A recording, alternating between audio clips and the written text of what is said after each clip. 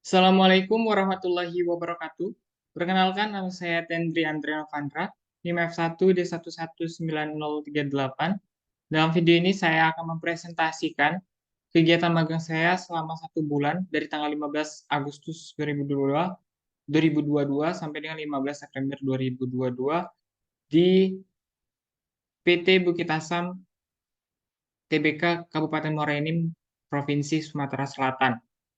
Dalam kegiatan magang tersebut, saya ditempatkan di Satuan Kerja Penambangan Air Laya yang berfokus di PIT, yang fokusnya di PIT Townside Base Camp atau PIT TSBC Tambang Air Laya PT Bukit Asam. Nah, selama kegiatan ada beberapa permasalahan di produktivitas alat gali muat dan alat angkut pada kegiatan goal getting. Untuk itu, saya dalam seminar magang ini saya mengangkat judul aktivitas pertambangan dan analisis produktivitas alat gali muat dan alat angkut pada kegiatan coal getting di PIT Townside Base Camp atau TSBC Tambang Air Laya PT Bukit Asam TBK Kabupaten Muara Enim Provinsi Sumatera Selatan. Dengan dosen pembimbing saya yaitu Bapak Muhammad Ikrar Lagawa STMS SC dan dosen pengujinya yang pertama itu ada Bapak Insinyur Aditya Deni Prabawa STMT, yang kedua ada Bapak Yudi Arista Yulanda STMT.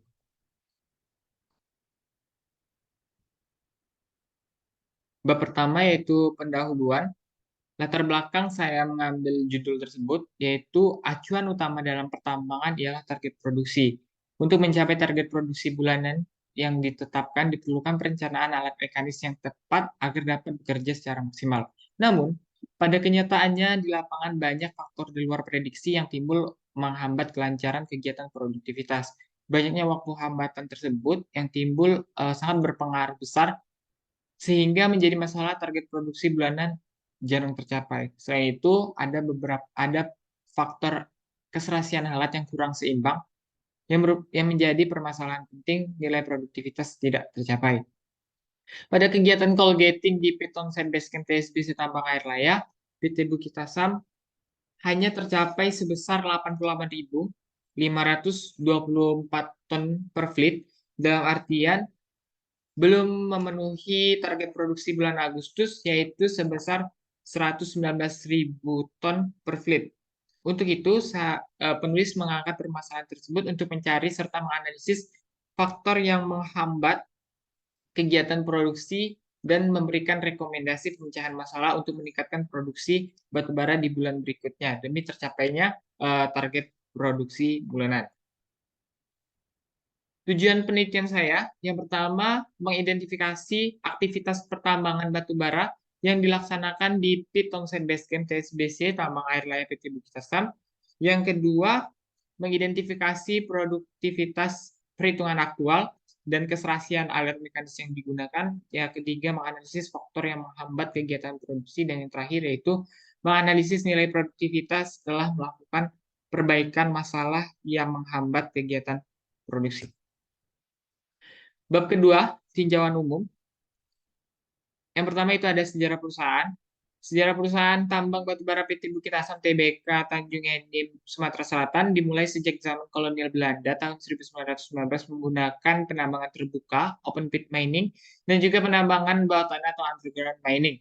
Di beberapa lokasi operasi tambang dalam wilayah kuasa pertambangan, yaitu di sisi barat Sungai Enim dengan luasan wilayah sekitar 3.000 hektar.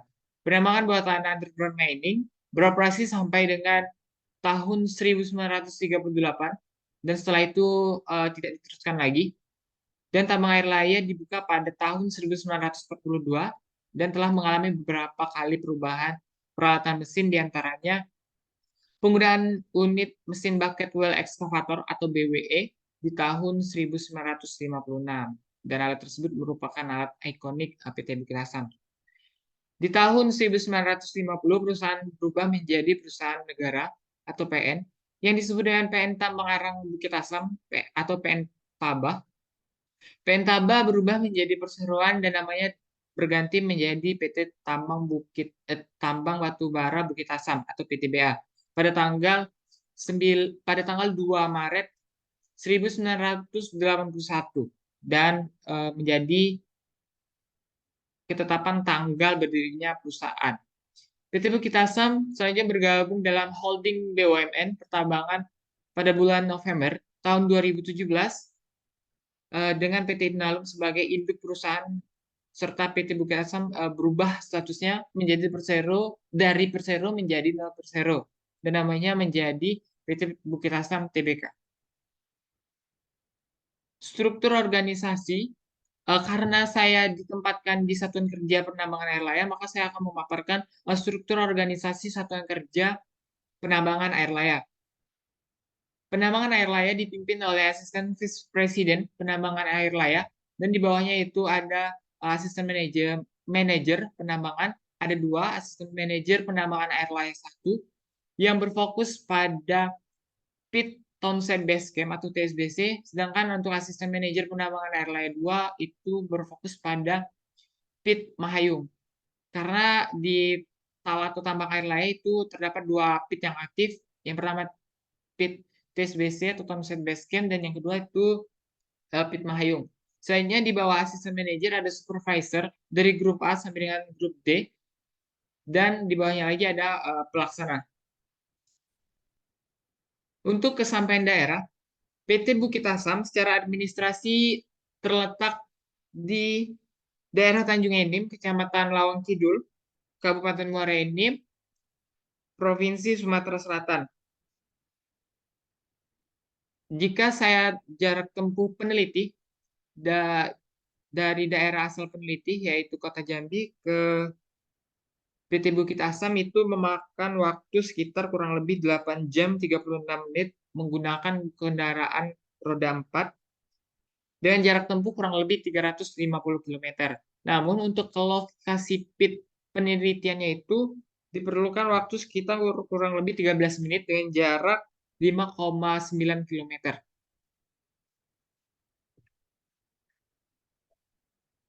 Yang keempat itu ada unit wilayah pertambangan PT Bukit Asam Tbk. Di PT Bukit Asam Tbk memiliki 4 unit wilayah. Yang pertama itu ada tambang air laya atau TAL. Yang kedua itu ada Muara Tiga Besar atau MTB. Yang ketiga ada Bangko Barat. Dan yang terakhir itu ada Bangko Tengah. Untuk tambang air laya itu berada di Blok Barat dengan memiliki luas 7.700 hektar yang kontraktornya itu PT Pama Persada Nusantara. Di tambang air laya itu memiliki 2 pit yang telah saya sebutkan tadi, pit TSBC dan juga pit Mahayung. Dengan kalori batu bara di wilayah tersebut berkisar 4.900 sampai 7.100 kilokalori per kilogram. Dan di unit wilayah tambang air laya itu terdapat bucket well excavator atau BWE 2 unit yang dulunya digunakan sebagai sistem penambangan continuous mining atau berkelanjutan. Namun untuk sekarang alat tersebut tidak digunakan lagi pada sistem penambangan continuous mining, namun digunakan sebagai reclaimer atau pengumpan batu bara di stockpile ke TLS, Train Loading Station. Yang kedua itu ada Muara Tiga Besar. Muara Tiga Besar memiliki area wilayah seluas 3.300 hektar dengan kalori batu bara itu berkisar 4.500 sampai dengan 4.900 kalori. Nah, yang ketiga itu ada Bangko Barat. Bangko Barat itu memiliki luas sekitar 4.300 hektar dengan memiliki 3 pit aktif, yaitu pit 1, pit 2, dan pit 3. Dengan kalori batu bara antara 4.700 sampai dengan 5.300 kilokalori per kilogram. Di Bangko Barat, wilayah Bangko Barat itu terdapat alat ekskavator terbesar di PT Bukit Asam yang bernama ekskavator Komatsu PC 3000 dengan penggeraknya itu berasal dari listrik. Dan juga alat angkutnya berupa belas. yang merupakan alat angkut terbesar di PT Bukit Asam Tbk. Yang terakhir itu ada Bangko Tengah. Bangko Tengah merupakan unit wilayah termuda dan terluas di antara unit wilayah lainnya yang memiliki luas sebesar 27.000 hektar dan memiliki kalori batu bara antara 4.100 sampai dengan 5.300 kilokalori per kilogram. Yang kelima itu ada litologi. Di litologi daerah tambang air laya PT Bukit Asam Tbk itu batu baranya ada sekitar 5 lapis, yaitu SIM A1, SIM A2, SIM B1, SIM B2, dan SIM C. Tetapi ada lapisan yang namanya hanging SIM dan juga anim SIM. Untuk hanging SIM itu merupakan lapisan gantung. Nah, yang pengamatan saya di lapangan itu lapisan itu sangat tipis, jadi tidak untuk digunakan, tidak untuk ditambang karena faktor ekonomis. Dan ada juga anim SIM. Anim SIM itu lapisan batu bara yang tidak teridentifikasi awalnya, yang lapisannya itu sangat tebal, berada di paling atas sebelum di hanging SIM. Nah, itu lapisan batu baranya itu berkisar 10 sampai dengan 15 meter dan overburdennya itu 10 sampai dengan 15 meter. Untuk yang di SIM A1 sampai SIM C ini memiliki ketebalan OB-nya itu atau overburdennya itu kurang lebih 50 sampai 70 meter. Untuk regional PT Bukit Asam itu berada di 3 formasi. Yang pertama formasi Morenim, yang kedua formasi Kasai, dan yang terakhir itu formasi air Bekanat. Selanjutnya bab 3, kegiatan operasional Pit Townsend Base Camp TSBC Tambang Air Laya PT Bukit Asam Tbk. Di sini saya akan menjelaskan tentang kegiatan operasional yang hanya di Pit Townsend Base Camp karena saya diletakkan di satuan kerja tersebut. Kegiatan pertambangan di tambang air laya PT Bukit Asam itu menggunakan metode tambang terbuka dengan memakai sistem penambangan konvensional sistem mining untuk memperoleh batu bara atau sistem tambang terbuka yang menggunakan alat berupa surveillance truck dengan sumber penggeraknya itu berasal dari bahan bakar atau solar. Kegiatan operasional penambangan di tambang air laya ini menggunakan jasa kontraktor PT Pama Persada Nusantara.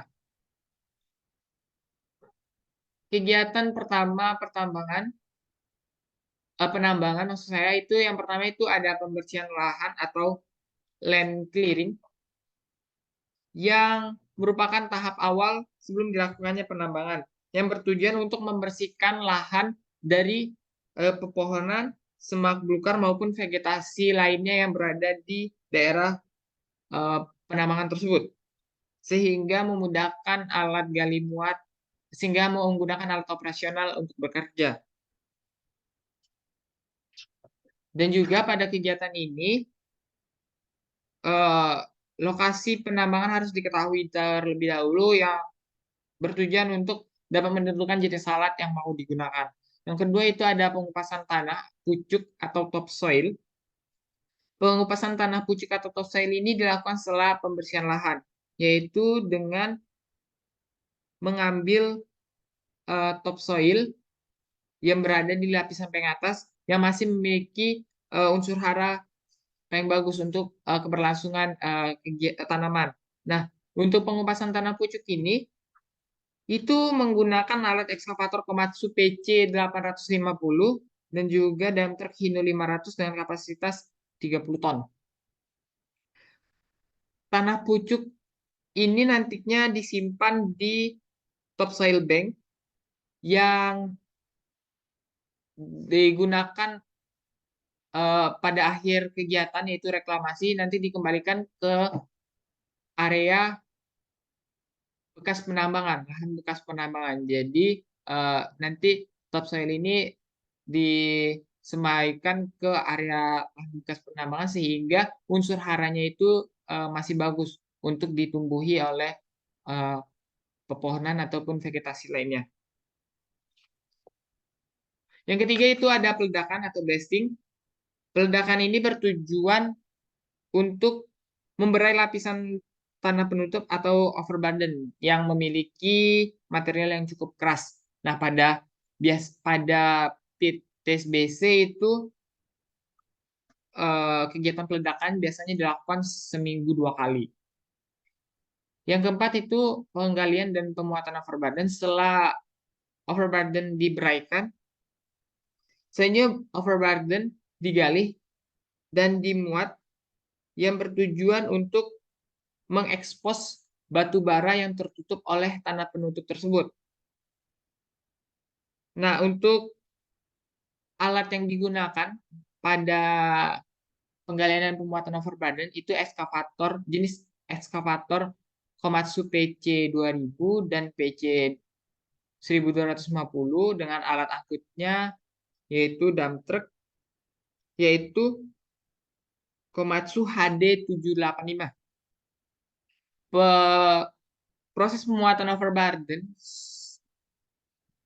selama pengamatan saya di lapangan itu dengan metode single backup atau HD alat angkut yang memposisikan untuk dimuati hanya pada satu tempat. Sedangkan pola pemuatannya itu top loading, yang artinya kedudukan alat gali muat itu lebih tinggi dibandingkan alat angkut. Top loading ini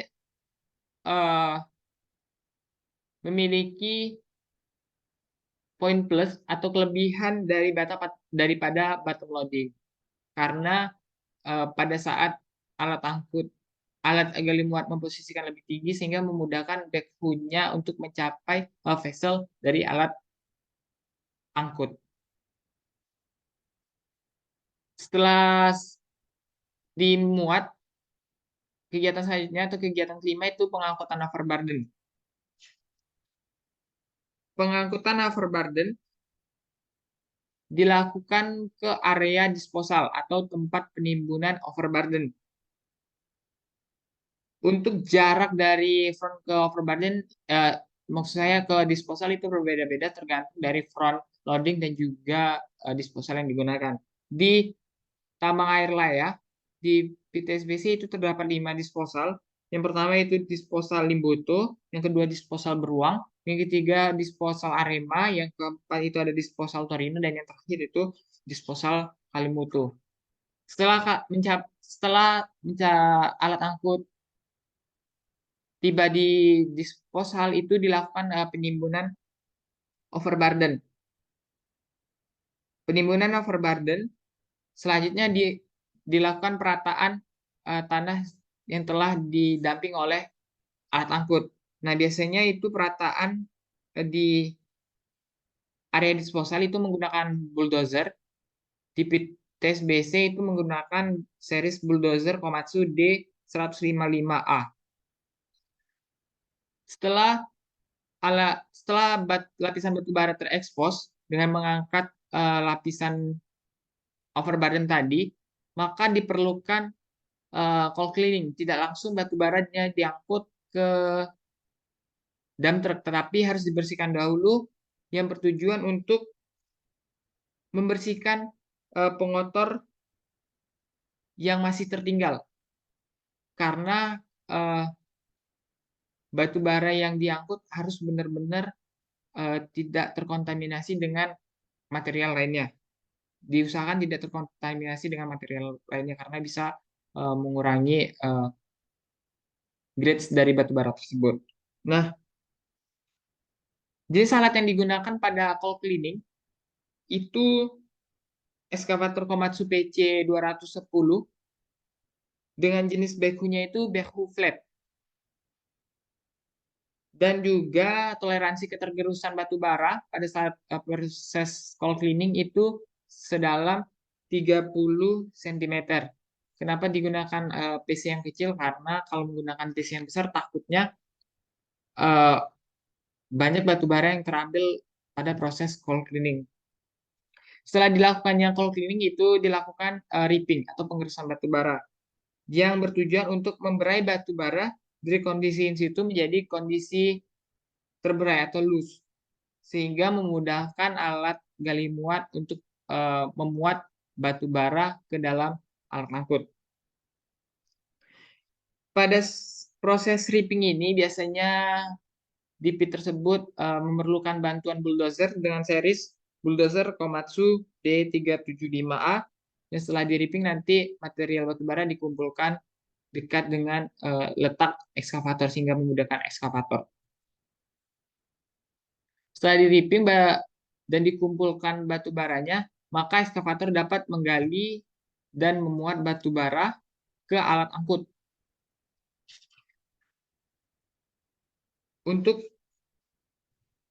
jenis ekskavator yang digunakan di TSBC itu ekskavator Komatsu PC400 dengan kombinasi alat angkutnya dump truck Hino 500 FM 350D dan Scania P360 dan muatan rata-ratanya itu sekitar 30 ton.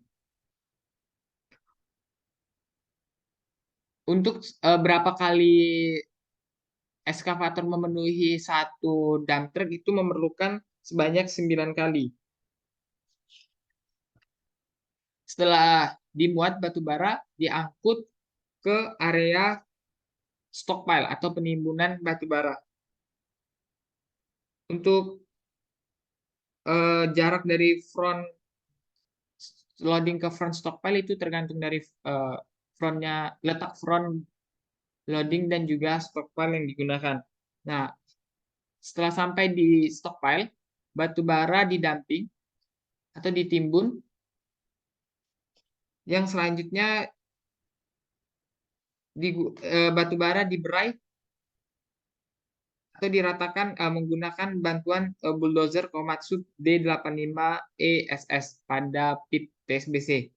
Nah, terdapat dua area stockpile di pit TSBC. Yang pertama itu RL30, RL plus 30, dan yang kedua itu RL plus 35. Setelah kegiatan selanjutnya itu kegiatan pemasaran. Batu bara yang berada di stockpile nanti digali lagi menggunakan BWE yang dioper ke belt conveyor dan dibawa ke TLS atau train loading station. Yang nantinya train loading station ini, TLS ini memuat ke kereta api dan dibawa ke Tarahan dan juga Kertapati untuk dilakukan kegiatan pemasaran. Kegiatan terakhir setelah melakukan pertambangan yaitu reklamasi, karena reklamasi ini bertujuan untuk merehabilitasi lahan bekas bukaan tambang yang telah dilakukan penambangan sebagai langkah reboisasi hutan dan juga peduli terhadap lingkungan.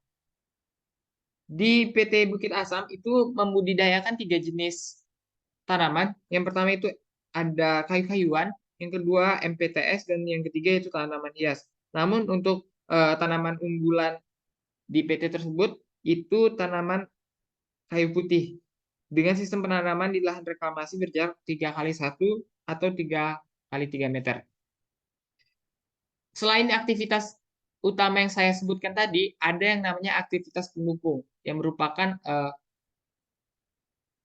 salah satu peran yang sangat penting untuk mendukung kegiatan produktivitas ataupun kegiatan produksi penambangan batu bara. Yang diantaranya itu ada perawatan jalan angkut, yang kedua itu ada penyiraman, yang ketiga itu ada pengisian bahan bakar, yang keempat penanganan air asam tambang, dan yang terakhir itu penerangan jalan untuk kegiatan pertambangan yang dilakukan untuk malam hari.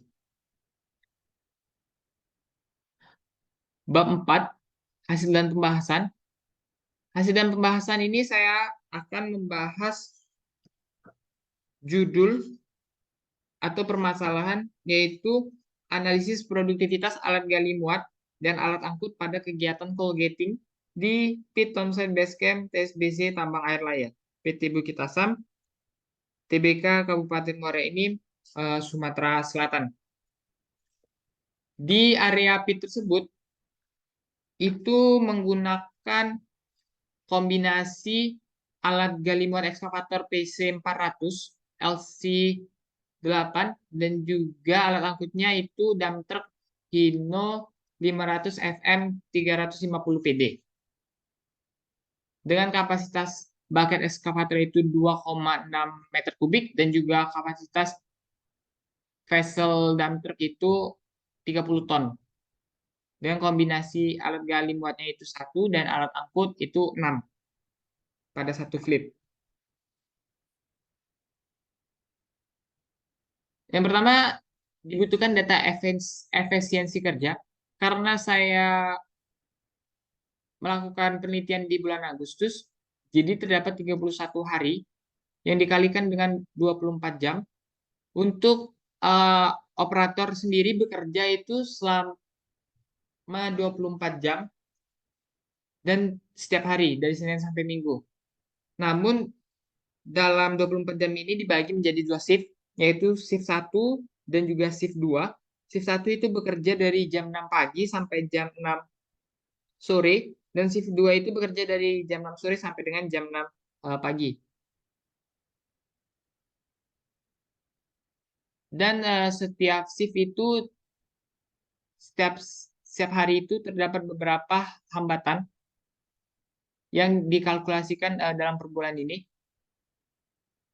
Untuk hambatan yang tidak dapat dihindari, ada waktu istirahat yang diberikan kepada operator yang biasanya pada shift siang itu dilaksanakan pada jam 12 siang sampai jam 1 siang, dan untuk shift malam itu jam 12 malam sampai jam 1 malam. Masing-masing itu ada 1 jam. Maka dikalkulasikan dalam bulan Agustus ada mengambil 62 jam untuk waktu istirahat. Selanjutnya ada hujan. Hujan ini merupakan kondisi cuaca yang tidak dapat dihindari dan juga tidak dapat diprediksi berapa frekuensi waktu hujan yang terjadi. Untuk di PTSBC itu ada 98,42 jam waktu hujan di bulan Agustus, dan slippery-nya itu 40,9 jam. Slippery ini biasanya digunakan untuk perbaikan jalan karena kondisi jalan yang licin dan juga lengket yang dapat mengakibatkan kecelakaan pada alat operasional. Yang keempat itu ada pengisian bahan bakar atau refueling. Itu biasanya kalau pada setiap shift itu dapat dilakukan pengisian bahan bakar sebanyak 1 kali. Untuk ekskavator biasanya 20 menit 1 kali isi, dan juga dump truck itu 30 menit. Jika dikalkulasikan dalam per bulan, didapatkan 20 jam per bulan untuk ekskavator, dan dump truck itu 31 jam. Sebelum dilakukan kegiatan operasional, diperlukan kegiatan P5M ataupun jarak 5 menit yang bertujuan untuk memberitahu operator kegiatan-kegiatan apa saja yang dilakukan selama shift mereka berlangsung. Itu biasanya 5 menit per shift dan dikalkulasikan menjadi 5 jam per bulan. Dan ada juga P2H atau pengecekan alat operasional sebelum alat tersebut bekerja. Itu setidaknya ada sekitar 12,5 jam per bulan. Dan selanjutnya itu ada namanya change shift atau perpindahan shift antara shift 1 dan shift 2 maupun sebaliknya. Itu diberi waktu 15 menit per change. Maka dikalkulasikan ada sekitar 15 jam per bulan. Dan yang terakhir ada prayers atau sholat. Untuk di hari Jumat itu ada penambahan 1 jam untuk operator melakukan sholat Jumat di luar jam istirahat.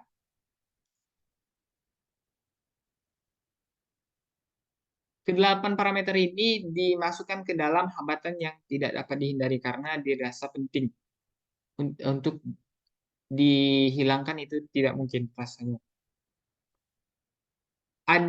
Soalnya ada namanya hambatan yang dapat dihindari. Itu biasanya terlambat mulai. Terlambat mulai ini ada sekitar 15 menit dan dikalkulasikan menjadi 15,5 jam per bulan. Itu juga sama dengan halnya dengan terlalu cepat selesai. Dan untuk terlalu cepat istirahat dan terlambat mulai setelah istirahat itu biasanya operator terlambat sekitar 10 menit. Hal tersebut terjadi karena menurut pengamatan saya di lapangan langsung, itu tempat parkir alat angkut ke front loading itu cukup jauh. Ada sekitar 4 sampai 5 km. Sehingga memerlukan waktu untuk sampai ke front. Hal inilah yang menyebabkan alat terlambat untuk memulai dari waktu yang telah ditetapkan. Yang terakhir ada namanya general. General ini ialah kegiatan seperti perawatan jalan, ripping, dan kegiatan pendukung lainnya. Biasanya dalam satu hari itu bisa menghabiskan 1,5 jam. Untuk yang terakhir itu ada repair. Repair ini di luar hambatan yang dapat dihindari maupun hambatan yang tidak dapat dihindari. Repair ini biasanya kerusakan alat dan memerlukan waktu untuk perbaikan alat. Data yang saya dapatkan untuk eskavator itu jadi 27,3 jam, untuk dump truck itu 28,7 jam. Data-data tersebut saya dapatkan dari kontraktor PT Pama Persada. Setelah didapatkan distribusi waktu, kita selanjutnya dapat menentukan waktu kerja yang tersedia. Waktu kerja yang tersedia saya dapatkan dari waktu per bulan dikurang dengan waktu total hambatan yang tidak dapat dihindari. Maka ekskavator tidak menghasilkan 467,48 jam dan dump truck itu 456,48 jam. Yang kedua itu waktu kerja efektif. Waktu kerja efektif ini di luar dari waktu hambatan manapun, sehingga dapat dicari dengan waktu kerja tersedia dikurang dengan repair dan waktu total hambatan yang dapat dihindari, sehingga didapatkan untuk ekskavator itu 341,88 jam dan dump truck itu 329,48 jam. Setelah mendapatkan waktu kerja tersedia dan waktu kerja efektif, kita dapat mencari efisiensi kerja. Efisiensi kerja dengan membandingkan waktu kerja efektif dibagi dengan waktu kerja tersedia dikali dengan 100%. Untuk efisiensi kerja ekskavator itu hasilnya 73,1% dan dump truck 72,2%. Yang kedua itu data cycle time. Cycle time ini merupakan waktu edar alat operasional untuk bekerja dalam satu ritase. Saya menghitung dua cycle time. Yang pertama cycle time alat gali muat, yang kedua cycle time alat angkut. Dari masing-masing cycle time tersebut saya dapatkan dari pengamatan dan pengambilan data secara langsung di lapangan dengan mengambil sampel lebih dari 30 data yang saya rata-ratakan. Untuk cycle time alat gali muat, parameter yang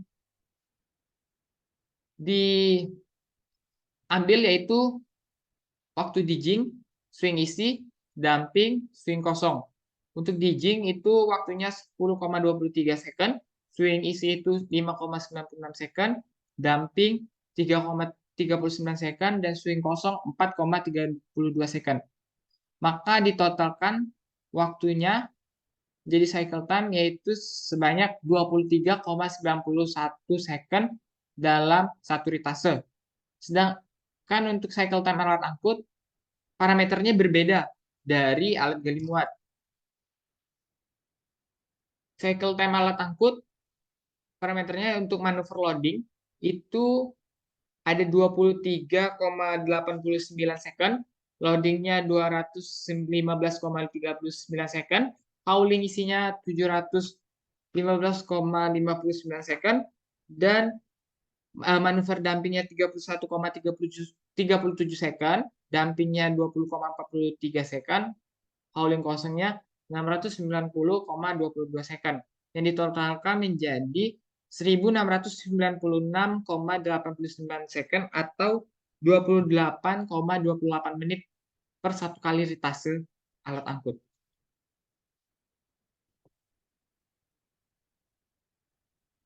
Ketiga yaitu menghitung produktivitas. Sebelum melakukan perhitungan produktivitas, ada beberapa faktor yang harus dicari dan ditemukan terlebih dahulu. Yang pertama itu kapasitas bucket atau vessel.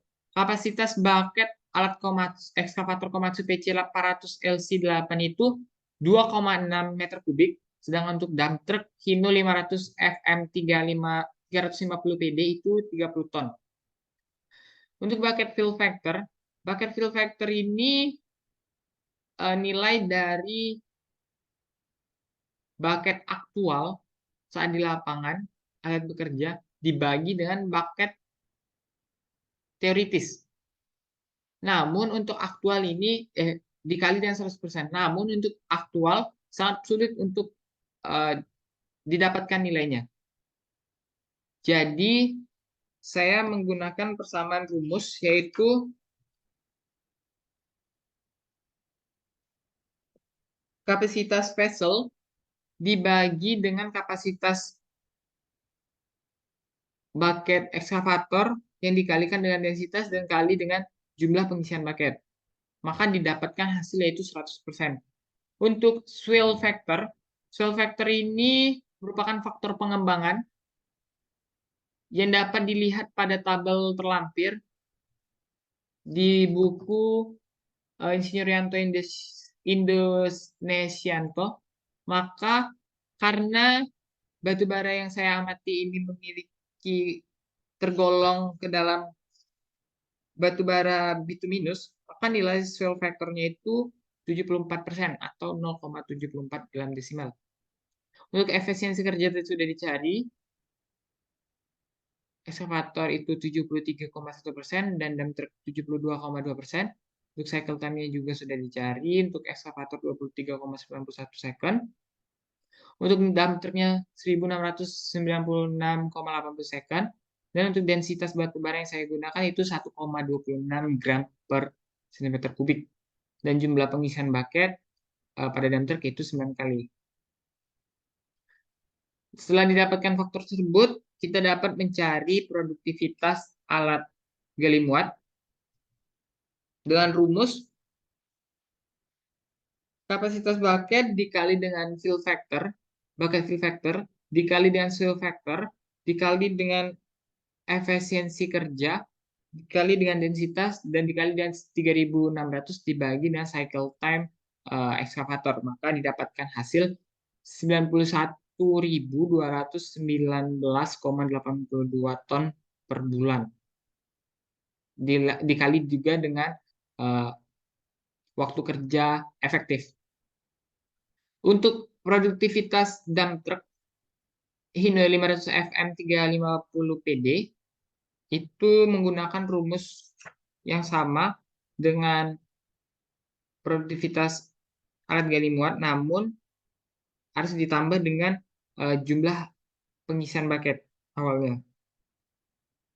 Maka didapatkan hasil 33,42 ton per jam yang dikalikan dengan waktu kerja efektif dan dikalikan dengan jumlah unit alat angkut sebanyak 6 unit, maka hasilnya itu 66,98 ton.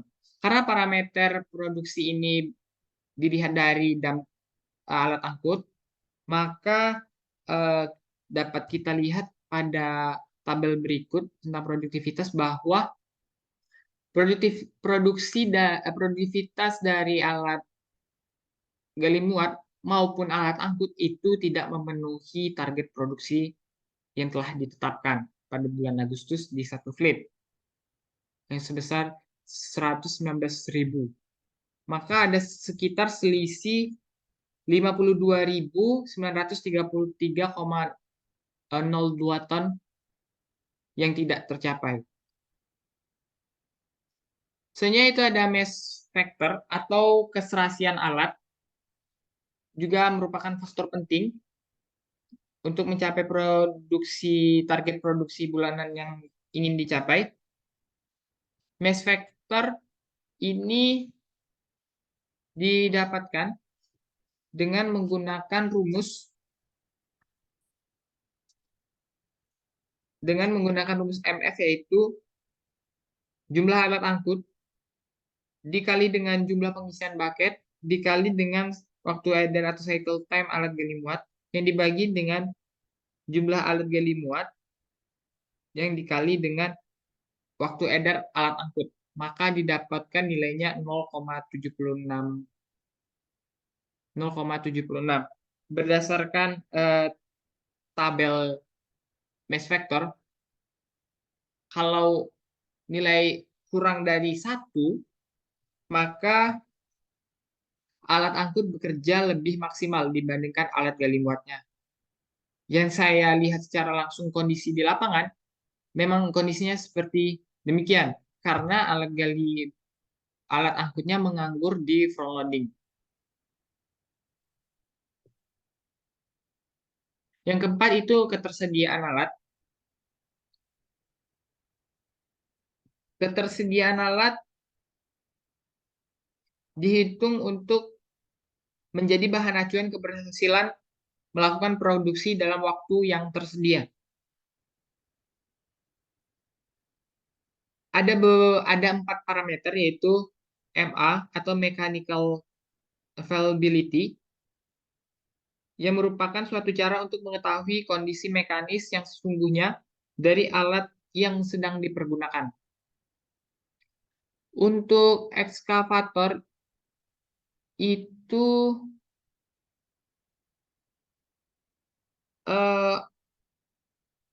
rumus MA itu W dibagi dengan W tambah R dikali dengan 100%.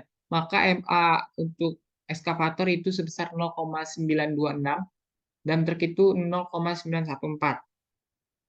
Yang kedua, PA atau Physical Availability, yang merupakan catatan mengenai keadaan fisik dari alat yang digunakan. Menggunakan rumus W tambah S dibagi dengan W tambah R tambah S dikali dengan 100%. Maka didapatkan nilai PA ekskavator 0,942 dan nilai dump truck yaitu 0,937. Yang ketiga ada UA. UA merupakan persen waktu yang dipergunakan oleh suatu alat untuk beroperasi pada saat alat tersebut dapat dipergunakan dengan menggunakan rumus V dibagi dengan W tambah S dikali dengan 100%. Maka nilai UA ekskavator itu 0,77 dan nilai UA dump truck itu 0,770.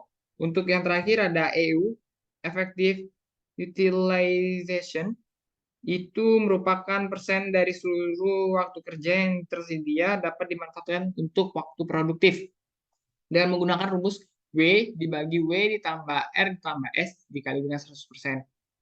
Nilai EU ekskavator 0,731 dan dump truck itu 0,722. Nilai EU bisa juga sama dengan nilai efisiensi kerja.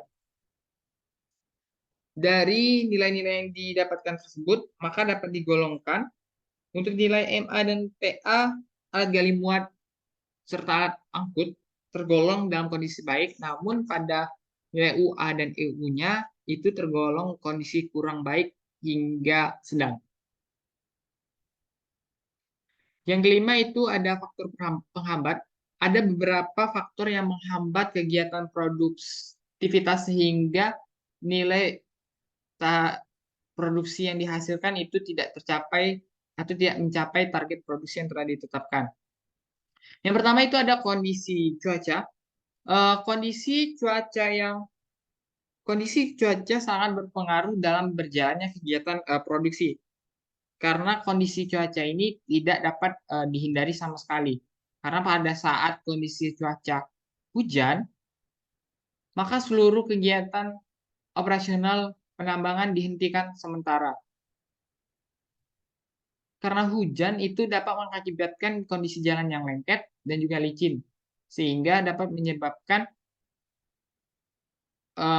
alat operasional bisa tergelincir maupun terjadi kecelakaan. Makanya pada saat kondisi hujan dan juga setelah hujan atau slippery itu tidak dilakukan sama sekali kegiatan operasional penambangan. Nah, untuk perkiraan hujan yang diperkirakan pada bulan Agustus itu berbanding sangat jauh dengan nilai aktual yang terjadi di lapangan pada saat bulan Agustus. Karena perkiraan jam hujan itu 13,5 jam, tetapi pada aktualnya 98,42 jam.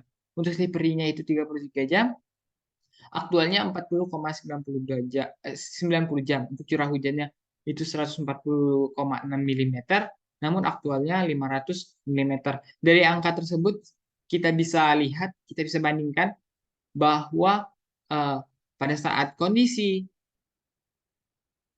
tidak tercapai ini bisa dipengaruhi oleh kondisi hujan karena nilainya sangat besar sehingga jam waktu produksi itu berkurang akibat adanya kondisi cuaca atau hujan.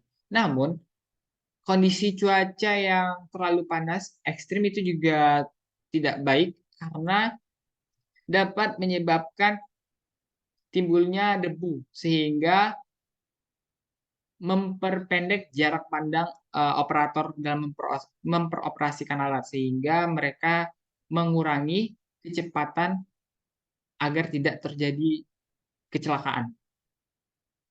Yang kedua ada kondisi front loading dan juga front stockpile.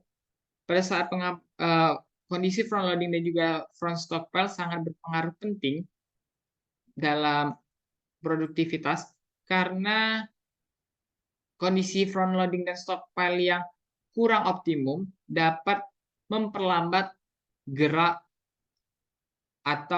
memperlambat gerak dari alat operasional. Tetapi selama pengamatan saya di lapangan untuk front loading itu sudah cukup baik karena tidak ada penghalang ataupun genangan yang dapat memperlambat laju kerja alat operasional. Tetapi di front stockpile itu bermasalah. Yang pertama, dimensi front timbunan stockpile yang hanya cukup untuk menampung 3 unit alat angkut, sehingga itu pun pada saat alat angkut bermanuver, alat angkut lainnya harus menunggu. Nah, itu menjadi faktor permasalahan juga.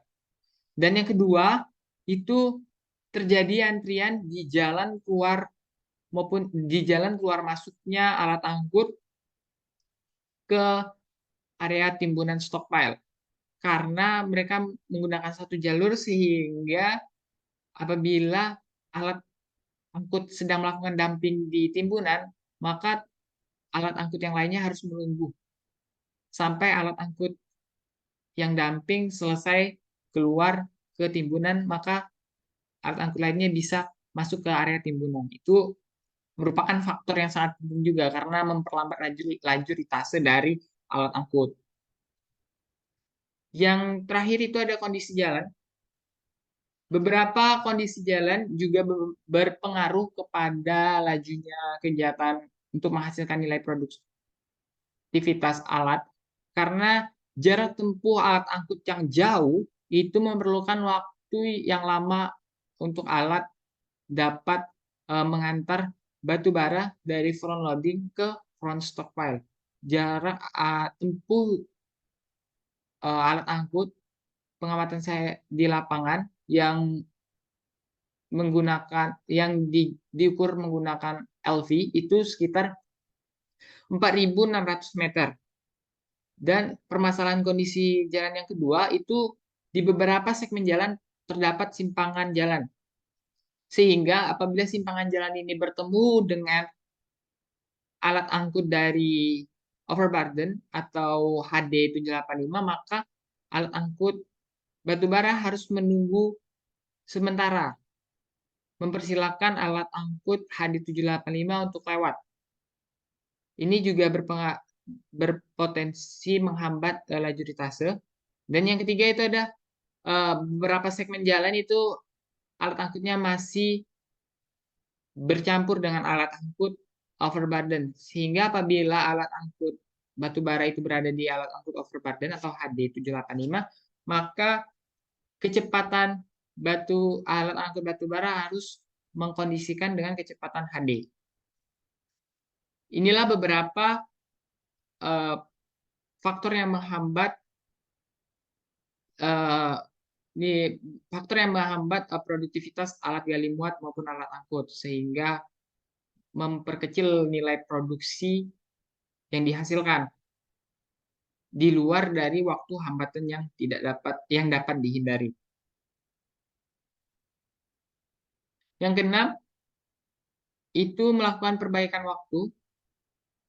Perbaikan waktu hanya dapat dilakukan di hambatan yang dapat dihindari. Contohnya untuk terlambat mulai, terlalu cepat istirahat, terlambat mulai setelah istirahat, dan terlalu cepat selesai. Karena pokok permasalahannya itu berada di jarak antara parkir alat ke front load yang cukup jauh, maka itu bisa dapat diminimalisir dengan cara membuat parkir alat angkut yang jaraknya lebih dekat dengan front loading, sehingga bisa meminimalisir ataupun mentoleransi keterlambatan hanya 5 menit. Kan keterlambatan hanya 5 menit. Sedangkan untuk yang permasalahan general itu sebenarnya bisa dilakukan dengan cara mengoptimumkan kerja perawatan jalan maupun lainnya, tetapi tidak memberhentikan kegiatan operasional coal gating. Contohnya penyiraman jalan yang dilakukan pada saat jalannya sepi sehingga tidak menghambat laju operasional alat. Nah, dengan menekan hal tersebut dapat ditoleransi dalam waktu 1 hari itu bisa menghabiskan sekitar 45 menit untuk general. Setelah ditekan waktu hambatan yang tidak dapat dihindari, maka diperoleh waktu kerja efektif dan efisiensi kerja yang naik. Untuk waktu kerja efektif ekskavator itu sebesar 396,13 jam, dan dump truck-nya itu 383,73 jam dengan efisiensi kerja ekskavator 84,7% dan dump truck itu 84,1%. Setelah dibaiki waktu efisiensi kerjanya, maka sebenarnya cycle time juga bisa, tetapi saya belum mendapatkan sampel ataupun data untuk bisa menekan cycle time tersebut dengan cara memberikan masukan ke faktor penghambat tersebut. Bagaimana contohnya di front loading dan stockpile dan juga kondisi jalan, bagaimana supaya laju ritasenya itu bisa optimum sehingga tidak terlalu lama alat angkut bekerja. Tapi sini saya cuma memperbaiki waktu efisiensi kerja saja, yang berubah dari 70 untuk Komatsu untuk ekskavator dari 73,2 menjadi 84,7%, dan untuk alat dump truck, alat angkutnya dari 72,2% menjadi 84,1%. Maka didapatkan hasil dari produktivitasnya itu untuk alat angkutnya, alat gali muatnya itu sebanyak 122.467,17 ton, dan alat angkutnya 14.937,87 ton per satu alat angkut. Karena kita juga memperbaiki mass factor atau keserasian alat dengan menambah 2 unit alat angkut, maka mass factor yang dihasilkan 1. Maka dapat dikatakan bahwa keserasian antara alat gali muat dan alat angkut itu bekerja secara optimum keduanya. Dari jumlah alat angkutnya itu 6 ditambah 2 menjadi 8, maka 8 alat angkut dikali dengan 14.937,87 ton, maka didapatkan 119.502,96 ton. Dan angka produktivitas dam truk ini mencapai dari target produksi bulan Agustus yang bisa menjadikan acuan untuk menentukan target bulanan selanjutnya. Yang bab terakhir yaitu bab kelima, kesimpulan dan saran. Kesimpulannya itu yang pertama, tahapan aktivitas pertambangan yang dilakukan pada pit townsite base camp TSBC Tambang Air Raya PT Bukit Asam Tbk antara lain kegiatan pembersihan lahan, yang kedua pengupasan tanah pucuk, yang ketiga peledakan, penggalian dan pemuatan tanah penutup, pengangkutan dan penimbunan tanah penutup, pembersihan dan pengurusan batu bara, penggalian dan pemuatan batu bara, pengangkutan dan penimbunan batu bara, dan yang terakhir pemasaran dan reklamasi. Yang kedua, yaitu pada perhitungan aktual di lapangan didapatkan produktivitas alat gali muat ekskavator Komatsu PC400 sebesar 91.219,82 ton per bulan, sedangkan produktivitas alat angkut dump truck Hino 500 FM350PD sebesar 66.066,98 ton per bulan. Yang berarti bahwa produksi perhitungan aktual belum memenuhi target produksi bulan Agustus. Keserasian alat menurut perhitungan menggunakan rumus persamaan mass factor didapatkan nilai 0,76, yang artinya alat gali muat lebih banyak menganggur. Yang ketiga, identifikasi faktor yang menghambat lancarnya kegiatan produksi antara lain kondisi cuaca yang tidak menentu dengan curah hujan bulan Agustus cukup tinggi, kondisi front loading, kondisi stockpile, kondisi jalan angkut, dan waktu hambatan yang terbuang sia-sia. Yang terakhir, setelah dilakukan perbaikan, diperoleh produktivitas alat gali muat ekskavator Komatsu PC400 sebesar 122.467,17 ton per bulan, sedangkan produktivitas alat angkut dump truck Hino 500 FM350PD sebesar 119.502,96 ton per bulan. Keserasian alat juga diperbaiki dengan menambah jumlah unit alat angkut yang tersedia 6 unit menjadi 8 unit. Sehingga mendapatkan nilai MF atau mass factor sebesar 1,01.